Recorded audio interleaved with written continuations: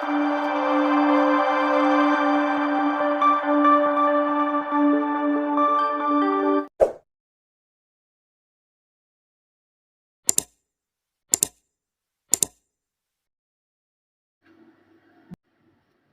நாவல் பெருமையோடு வழங்கும் புத்தம் புது நாவல் எண்ணில் பூத்த நிலவொன்று.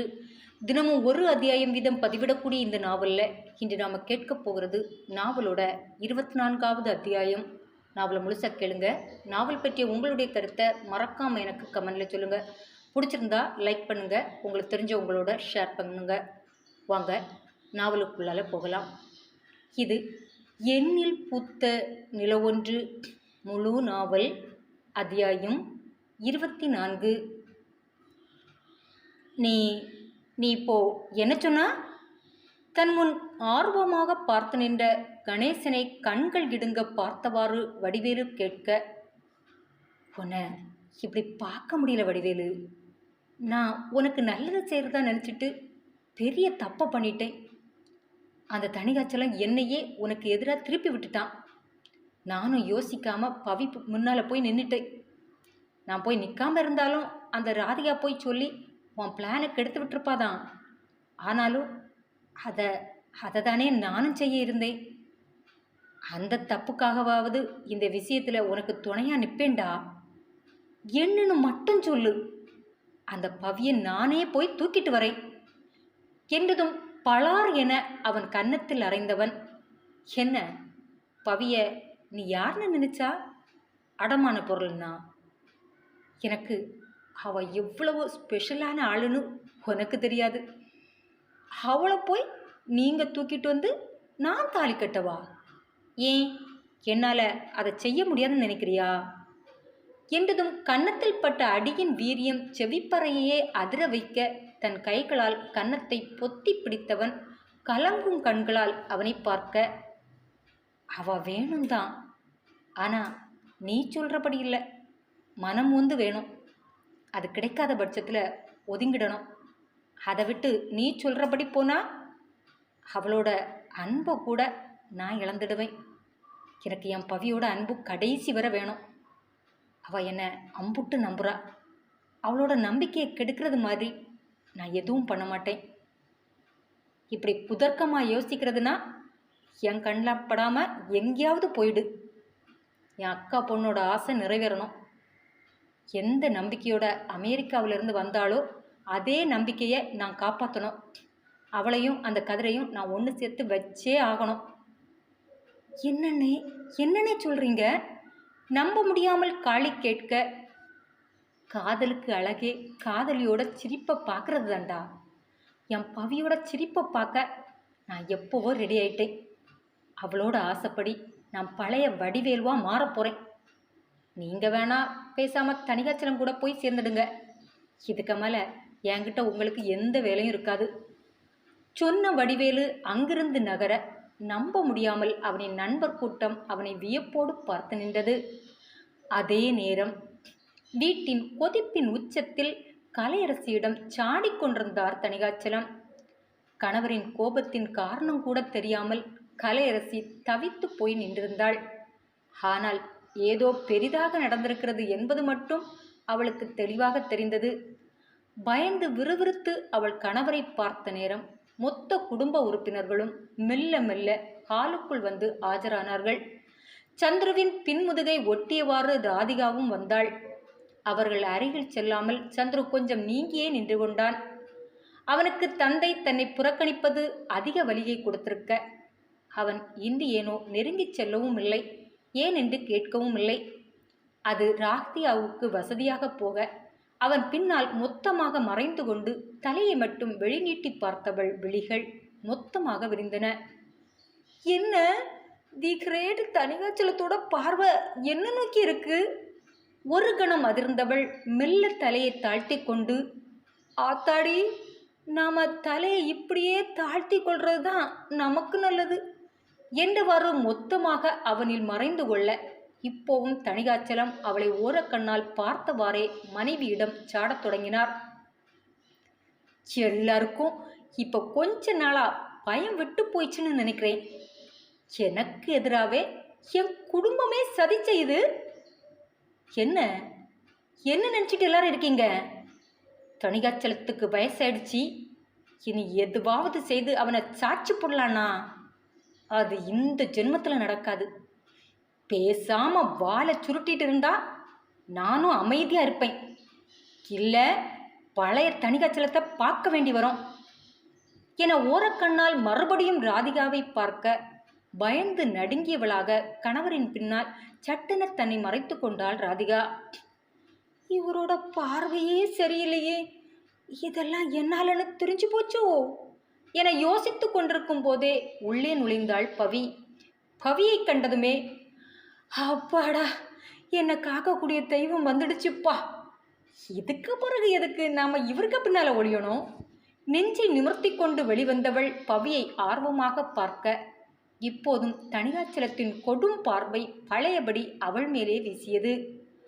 அடியாத்தி, இப்பவும் மனுஷர் என்னையா பார்த்துட்டு இருக்காரு என நடுங்கியவள் பவியையும் அவரையும் மாறி மாறி பார்க்க உள்ளே நுழைந்த பவியின் கண்களோ கூடத்தில் அனைவரும் குழுமியிருக்க கண்டதும் சுற்றி ஒருமுறை பார்வையை சுழல விட்டவாறு, ரைட்டு, நம்ம ஹாஸ்பிட்டல் போனது, அங்களுக்கு ட்ரீட்மெண்ட் பார்த்தது எல்லாம் தெரிஞ்சு போச்சு போல. எப்படியும் என்னை வேவு பார்க்க அவர் அனுப்பின ஆள் கொண்டு வந்து ஒப்பிச்சிருப்பான். அதான் தி கிரேட் தணிகாச்சலம் தன்னுடைய ஆத்திரத்தை காட்டி மொத்த குடும்பத்தையுமே அலற விட்டு கொதிச்சு போய் நிற்கிறாரு. ஓகே, அடுத்து புயல் என்னதான் தாக்க போகுது போல என தனக்குள்ளே தயாரானவள் எதுவும் பேசாமல் சட்டென திரும்பி மேல் மாடி நோக்கி விரைய அதுவரை சர்வ அமைதியை தாங்கி நின்ற அந்த இடம் தணிகாச்சலத்தின் கர்ச்சனையில் அதிர ஆரம்பித்தது. உன் பொண்ணு என்ன நினச்சிட்டு இருக்கா? கேளு கலை, கேளு. எல்லார் முன்னாலேயே என்னை அவமானப்படுத்த ரெடி ஆயிட்டாளா? எல்லாத்தையும் சைலண்டாக பண்ணிட்டா எனக்கு தெரியாது நான் நினைப்பு. உன் பொண்ணுகிட்ட என்கிட்ட விளையாட வேணான்னு சொல்லு, எப்பவும் நான் அமைதியாக இருக்க மாட்டேன். இது தனக்கு தந்தை கொடுக்கும் எச்சரிக்கை என்று தெரிந்தும் திரும்பி பார்க்காமல் பவி மேல் நோக்கி நகர டைனிங் டேபிளின் மேல் இருந்த கண்ணாடி ஜாடியை எடுத்து ஆத்திரத்தில் விசிறி அடித்தார் தணிகாச்சலம். என்னை பார்த்தா உன் பொண்ணுக்கு பைத்தியக்காரன் போலவா இருக்கு? நான் ஒருத்தன் பிராணனை விட்டு கத்திட்டு இருக்கேன், எவனோ கத்துறான்னு போயிட்டு இருக்கா. என்ன நினச்சிட்டு இருக்கா? டாக்டருக்கு படிச்சுட்டா என்ன வேணா பண்ணலான்னு நினைப்பாக்கும். நான் அமைதியாக இருக்கிற வரதான் இந்த வீடும் அமைதியாக இருக்கும். என்னை ஆட்டி பார்க்க நினச்சா அப்புறம் என்ன பண்ணுவேன்னு எனக்கே தெரியாது. உச்சபட்ச கோபத்தில் அவர் கத்தினாலும் திரும்பி பார்க்காமல் நகர்ந்தவள் கடைசி வரியில் தாக்குண்டவள் போல சட்டென திரும்பி அனல்கக்கும் பார்வையை ஒரு நொடி அவர் மீது வீசிவிட்டு சட்டென தன் முகத்தை மாற்றியவளாக மென் சிரிப்போடு மெல்ல மெல்ல இறங்கி அவரை நோக்கி வந்தாள். என்னப்பா என்னப்பா பண்ணுவீங்க? இல்லை நீங்கள் என்ன பண்ணுவீங்க? கதிரை போட்டு தள்ள ஆள் அனுப்புனது போல அடுத்து என்ன முடிக்குமோ ஆள் அனுப்ப போறீங்களா? அவரின் கண்ணில் கூர்மையாக தன் பார்வையை இறக்கியவள் அனல்கக்கும் கோபத்தில் வெடித்து கொண்டு கேட்க அவளின் தீச்சுவாலையில் தன்னை இழந்த தணிகாச்சலம் ஒரு நொடி பேச வார்த்தையற்று அதர்வோடு வாயை பிளந்தவாறு நின்றுவிட, சொல்லுங்கப்பா சொல்லுங்க, உங்க கௌரவத்துக்காக பெத்த பொண்ணையே கொல்ல ரெடி ஆயிட்டீங்க அப்படிதானே என்றதும் ஒரு நொடி அவளிலிருந்து சட்டுன தடுமாற்றமாய் நீங்கியவன் அவன் விழிச்சுடரை பார்க்க முடியாமல் கூட்டத்தில் பார்வையை செலுத்தியவாறு, உன் பொண்ணுக்கு என்ன பைத்தியம் எதுவும் பிடிச்சிருக்கா? நான் எதுக்கு அந்த பரதேசி பையில கொல்லணும்? எனக்கு என்ன வேற வேலையே இல்லைன்னு நினச்சிருக்காளா உன் பொண்ணு? ஒத்த பொண்ணுன்னு பார்க்குறேன், இல்லை நடக்கிறதே வேற. கம்பீரமாக தான் குரல் உயர்த்தி சொன்னாலும் இடையிடையே தணிகாச்சலம் தடுமாறதான் செய்தார். என்னப்பா பண்ணுவீங்க? சொல்லுங்க, என்ன பண்ணுவீங்க? மாமாவை ஏவை விட்டு ஒரு முறை தப்பு பண்ணது போல இதுக்கு மேலே ஏதாவது செஞ்சீங்க, நானும் மனுஷியா இருக்க மாட்டேன். நீங்கள் அவனுக்கு இதுவரை செய்த அநியாயத்துக்கு எப்படி பிராயச்சித்தம் தேட போறேன்னு தெரியாம நிற்கிறேன். இதுக்கு மேலே தப்பாக ஒரு அடி எடுத்து வச்சிங்க, அப்புறம் நீங்கள் இந்த பவியை பார்க்க மாட்டீங்க. பத்திரகாளி போல் நின்ற மகளை கலவரத்தோடு பார்த்தாலும் அவர் நானா உன் மாமாவை ஏவி விட்டேன்? உன்னை கட்டிக்க முடியலங்கிற பைத்தியத்தில் அவன் போனா என்ன எதுக்கு நீங்க அவமானப்படுத்துற என்றதும் ஆத்திரத்தில் வெறியானவள் போல கர்ச்சிக்கும் குரலில், என்ன என்ன நீங்க எது சொன்னாலும் நான் பழைய பவின்னு நினச்சிங்களா? இல்லை, இல்லவே இல்லை. நான் பழைய பயந்து நடுங்கின பவி இல்லைப்பா. இப்போ உள்ள பவி உங்கள் தில்லாலங்கடி வேலையில் பாதிக்கப்பட்டு மொத்தமாக உடஞ்சி நிற்கிற பவி. அதை ஞாபகத்தில் வச்சுட்டு பேசுங்க. மாமாவுக்கு என் மேலே ஆசைதான். ஆனாலும் எனக்காக எதுவரை போவாங்கன்னு எனக்கு தெரியும். அவரை இந்த அளவு போக வச்சது நீங்களா இருக்கணும் எனக்கு தெரியும். அப்படியும் எதுவும் சொல்லாமல் நேற்றில் இருந்து ஏன் அமைதியாக போகிறேன்னு நினைக்கிறீங்க? உங்களுக்கு பயந்துனா? என கேள்வியோடு நிறுத்தியவளை பயந்த விழியோடு ஆர்வமாக அவர் பார்க்க சட்டென கலங்கி விட்டவள் உடைந்த குரலில், என்னதான் நீங்கள் எனக்கு எதிராக இந்த வேலையை செய்திருந்தாலும் அதால தான் கதிரோட மோசமான நிலையை என்னால் தெரிஞ்சிக்க முடிஞ்சு. அது அது அது அது ஒன்றுக்காகவும் தான் அமைதியாக போகிறேன். நான் அமைதியாக போகிறேன், ஞாபகத்தில் வச்சிடுங்க என்றவள் சட்டென திரும்பி நடக்க முயல, எங்கே ஓடுற? என் கேள்விக்கு பதில் சொல்லிட்டு போ. என் மேலே குத்தம் சொல்லிட்டு ஓடிட்டா நீ செய்த தப்பு இல்லைனா ஆயிடுமா என்ற தணிகாச்சலத்தின் வார்த்தையில் துணுக்குற்றவள், நான் குற்றம் செய்தனா? அப்புறம் சரி சொல்லுங்க, நான் அப்படி என்ன குத்தம் செய்தேன்? நீ நீ இப்போ எங்கே போயிட்டு வர்ற? அது தெரிஞ்சுதானே இந்த குதிக்குங்க. அப்புறம் எதுக்கு இந்த கேள்வி? நீ யாரை கேட்டாங்க போனா? நான் யாரை கேட்கணும்? என்ன கேட்கணும்?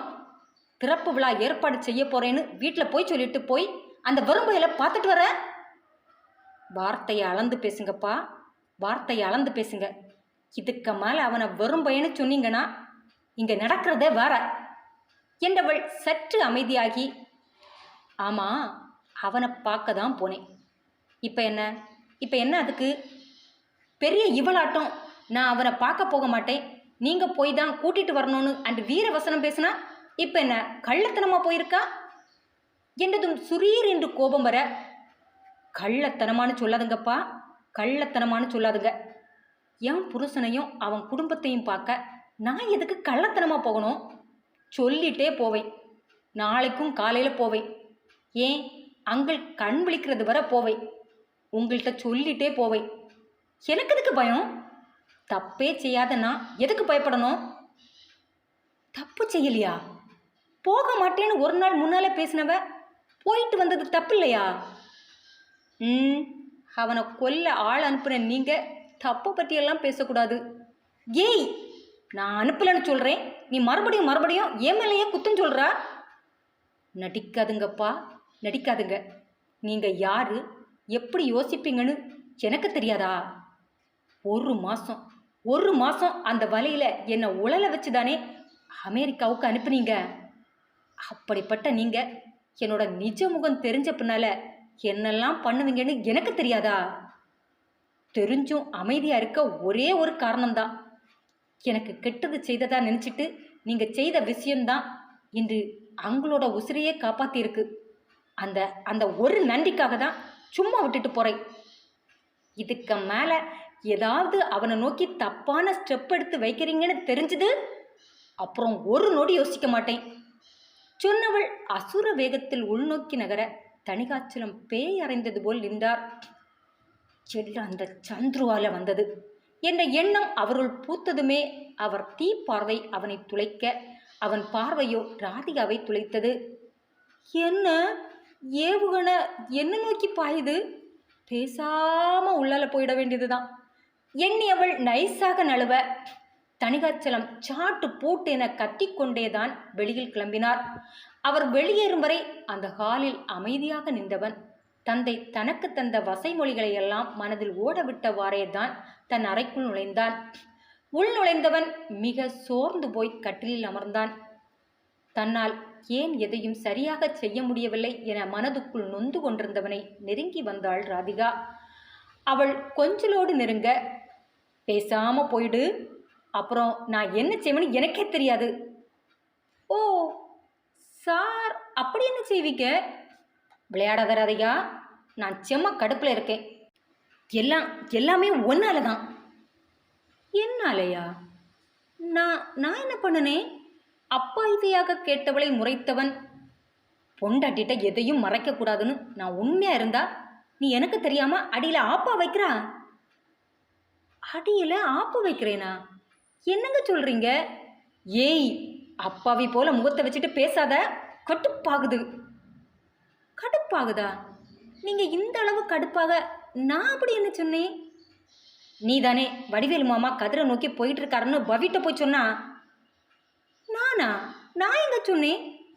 அப்பாவியாக கேட்டவளை அனல் கக்கும் பார்வை பார்த்தவன், ஏய், அப்பாவி போல பேசாதடி. எல்லாம் நீதான் பண்ணுனான்னு எனக்கும் தெரியும். எனக்கென்ன, என் அப்பனுக்கும் தெரியும். ஓ, அதான் மாமாவோட பார்வை அந்த அளவு கொடுமையா என் மேல இறங்குச்சா? அவள் யோசித்து முடிக்கும் முன், உன்னாலதான் உன்னாலதான் இனிமே ஆஃபீஸுக்கு வர வேணான்னு அப்பா என்ன அனுப்பி வச்சிட்டாரு என்றதும் நம்ப முடியாமல் திரும்பியவள், என்னங்க சொன்னீங்க? வெங்காயத்தை சொன்னேன். இதுக்கு தானே ஆசைப்பட்டா? நீ இந்த தொழிலுக்கு லாயக்கில்ல, உன் பொண்டாட்டி முந்தானையை பிடிச்சி துத்துன்னு அனுப்பி வச்சிட்டாரு. ஓ, அப்படியா?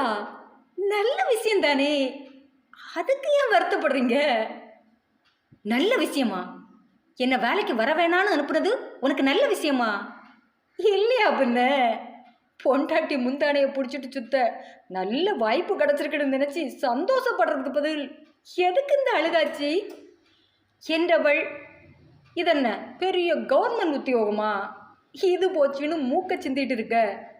கட்ட பஞ்சாயத்து அடிதடி தானே, அதுக்கு நீங்கள் லாயக்கில்லைன்னு அப்போவே தெரிஞ்ச விஷயம்தானே. அதை மாமா இவ்வளோ பிந்தி சொல்லி இருக்காங்க, அவ்வளவுதான். அதுக்கு எதுக்கு என்னோட அமுல் பேபி அழுது என அவள் கொஞ்சம் ஆரம்பிக்க, ஏய் ஏய் ஏய், என் அப்பா என்னை மொத்தமாக வர வேணான்னு அனுப்பி வச்சுட்டாருன்னு கோபத்தில் இருக்கேன். நீயும் பேசி பேசியே கடுப்படிக்காத. கடுப்படிக்கிறேனா? இதில் கடுப்பாக என்ன இருக்கு? வீட்டில் பொண்டாட்டியோட ஜாலியாக இருக்க சொன்னதில் நீங்கள் எதுக்கு மாமா கடுப்பாகணும்? உனக்கு புரியுதா இல்லையா? நாளை இருந்து எனக்கு எந்த வேலையும் இல்லடி. தெண்டமாக தான் வீட்டில் இருக்கணும். இப்படி வேலைக்கு போகாமல் இருக்க முடியும் ஒரு ஆம்பளை? ஊரில் இது மட்டுமா வேலை? 1000 வேலை இருக்குது. இது போச்சுன்னு மூக்கால் அழுதுட்டு இருக்கீங்க. இருக்கு, நிறைய வேலை இருக்குது. ஆனால் எனக்கு எதுவும் தெரியாதே. இதுவரை எந்த வேலையும் செய்தும் பழக்கம் இல்லையே. ஆமாம், எல்லாரும் பழகிட்டு தான் வந்திருக்கானுங்க பாருங்க. யோசிங்க மாமா, யோசிங்க. உங்களுக்கான பாதை அழகாக தெரியும். இது வேணான்னு நான் அப்போவே சொன்னேன், நீங்கள் தான் கேட்கல. அப்பா தொழிலை தான் மகன் செய்யணும் தொங்கிட்டு நின்னீங்க. இப்போ நல்ல காலமாக உங்கள் அப்பாவே அந்த சந்தர்ப்பத்தை ஏற்படுத்தி கொடுக்காரு. பொழைச்சிக்க பாருங்க மாமா, பொழைச்சிக்க பாருங்க. இந்த பாவப்பட்ட தொழில் நமக்கு வேணாம் மாமா. நான் எவ்வளவு முறையோ உங்கள்கிட்ட சொல்லியும் அப்பாவை விட்டு வர மாட்டேன்னு சொல்லிட்டீங்க. இனியாவது உங்களுக்கு பிடிச்ச வேலையை ஆரம்பிங்க. ஏய், என்னால் தனியாக முடியுமாடி? என் புருஷனால் அடிதடி மட்டும்தான் முடியாது. ஆளை அசர வைக்கிற எல்லாத்தையுமே பக்காவாக பண்ணுவார் என்றவன் கன்னத்தில் ஆழமான முத்தம் ஒன்றை வைத்தவள், பவி வந்த நேரம் இந்த வீட்டில் எல்லாமே நல்லதாக நடக்க ஆரம்பிச்சிருக்கு. நீங்களும் மாறிட்டா ரொம்ப சந்தோஷப்படுவேன் என்றவளை பிடித்து இழுத்து தன் மடியில் கிடத்தியவன் தந்தை தனக்கு கொடுத்த வேலையை செய்யத் தொடங்கினான். அன்று மாலை மறுபடியும் பவி ஹாஸ்பிட்டல் போக ரெடியாகி கொண்டிருந்தாள். அன்று வீட்டில் உள்ள எல்லாருக்குமே தெரிந்தது பவி முனுசாமியை பார்க்கத்தான் செல்கிறாள் என்று. ஆனால் யாரும் அவளிடம் எதுவும் கேட்கவில்லை. கலை வசுந்தராவிடம் சொல்லி சொல்லி அழுதாள். அவளின் அறிவுரைப்படிதான் அப்பா மகளோட யுத்தத்தில் எதுவும் பேசாமல் அமைதியாயிருப்பது என முடிவெடுத்தும் கொண்டாள். அந்த வீட்டில் மீதி உள்ள யாரும் பவியிடம் வாய் கொடுக்க தயாராயில்லை. அதனால் அன்று புறப்பட்டு அவள் வெளி வந்து காரில் ஏறும் வரை யாரும் அவளை இடைமறிக்கவில்லை. வண்டிக்குள் ஏறிய பின் ராதிகா குரல் கொடுத்து கொண்டே ஓடி வந்தாள். அவளின் சத்தம் கேட்டு வண்டியை விட்டு கீழ் இறங்கியவள் அவளை ஆர்வத்தோடு பார்த்தாள். தன் முன்னால் வந்து மூச்சிறைக்க நின்ற தோழியிடம், என்ன, எதுக்கு இப்போ போறவளை இடம் மறைச்சிட்டு நிற்கிறா? நீ அங்கே பக்கத்துனே போறா? நானும் வரட்டுமா? எனக்கும் அவரையும் கதிரையும் பார்க்கணும் போல இருக்கு. ஆ, நானே முகமூடி போட்டுட்டு திருட்டுத்தனமாக போயிட்டு வரேன். நீ வந்து இந்த புதருக்குள்ளே பாம்பு இல்லைன்னு சொல்ல வரியா? ஆமல்ல, நான் நான் அதை மறந்துட்டேன். சரி, நீ போயிட்டு வா. ம், நான் கிளம்புறேன். அங்கிள் இன்னும் கண் விழிக்கலை. நைட் எப்போ வேணால் முழிக்கலாம். அதான் கூட இருந்து ஒரு ஆள் பார்த்துக்கணும். இடையில எதுவும் ஆகாமலும் பார்த்துக்கணும். அந்த பொறுப்பை யார்கிட்டையும் கொடுக்க மனசில்லை. அதான் நானே கிளம்புறேன்.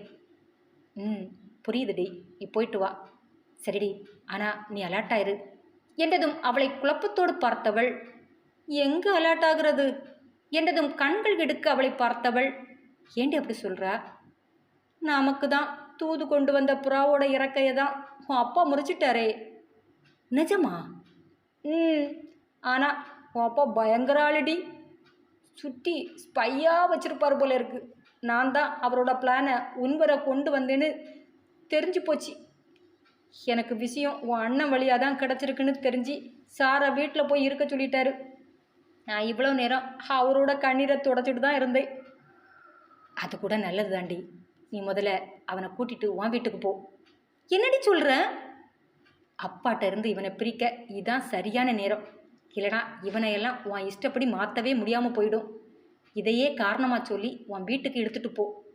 அங்கே அத்தை ஆள் இல்லாமல் கட்டி காத்திருக்கிற தொழிலை இவன் தலையில் வை. எல்லாம் சரியாகும். பவி சொன்ன பிறகுதான் அவளுக்கும் அந்த யோசனை தோன்றியது. அதை செயல்படுத்த ராதிகா உள்நுழைந்த அதே நேரம் வண்டிக்குள் போய் நிறைவோடு அமர்ந்தாள் பவி. 2ஆம் முறையாக கதிரை சந்திக்கப் போகிறாள்.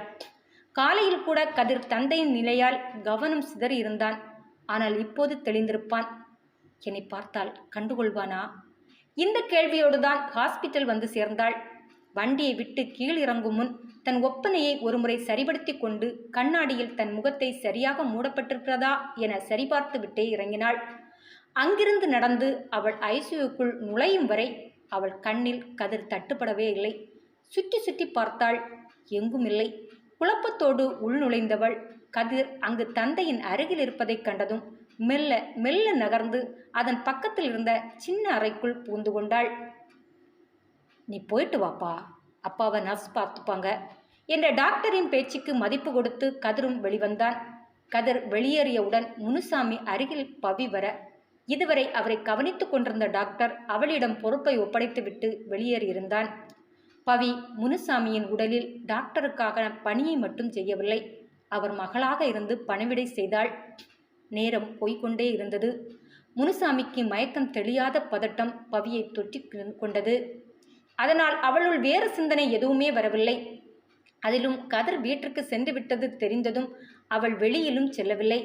முனுசாமியின் அருகிலே இருந்தாள். எந்த நேரத்திலும் அவருக்கு நினைவு திரும்பலாம் என்றிருந்ததால் பவியின் கவனம் வேறு பக்கம் திரும்பவில்லை. கதிர் நைட் தந்தைக்கு துணையாக இருக்க வந்துவிட்டான் என்பதை நர்ஸ் வழி அறிந்த பிறகும் அவள் வெளிச்செல்லவில்லை. கடைசியாக இரவு 1:45 மணிக்கு முனுசாமிக்கு நினைவு திரும்பியது. அவர் நினைவு திரும்பிய உடனேயே பவியின் முகத்தில் அப்படி ஒரு சந்தோஷம்.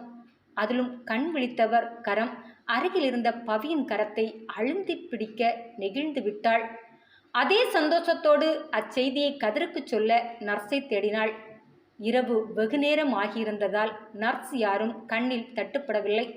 ஸ்டாப் ரூமை அடைந்து ஏதாவது நர்ஸிடம் சொல்லி விஷயத்தை கதிருக்கு சொல்லலாம் என்ற எண்ணத்தில் அவள் ஐசுவை விட்டு வெளிவந்த போது வெளி வராண்டாவில் அப்படி ஒரு காட்சி கண்ணில் விழ அதிர்ந்து நின்றாள் பவி. அவள் கண்ணுக்கு காட்சியானது முன்னால் வராண்டாவில் போடப்பட்டிருந்த பெஞ்சில் படுத்து கிடந்த கதிரின் பக்கத்தில் உடலெல்லாம் மூடியவாறு ஒரு உருவம் கையில் கத்தியோடு நிற்பது தெரிந்தது. அத்தியாயம் தொடரும். என்ன ஃப்ரெண்ட்ஸ், நாவலோட இந்த பகுதி எப்படி இருந்தது, உங்களுக்கு பிடிச்சதா அமைஞ்சிருந்ததா என்கிறத மறக்காமல் எனக்கு கமெண்டில் சொல்லுங்கள். நாளைக்கு இந்த நாவலின் அடுத்த பகுதியோடு உங்களை சந்திக்கும் வரை உங்களிடமிருந்து விடைபெறுவது உங்கள் செல்வம்.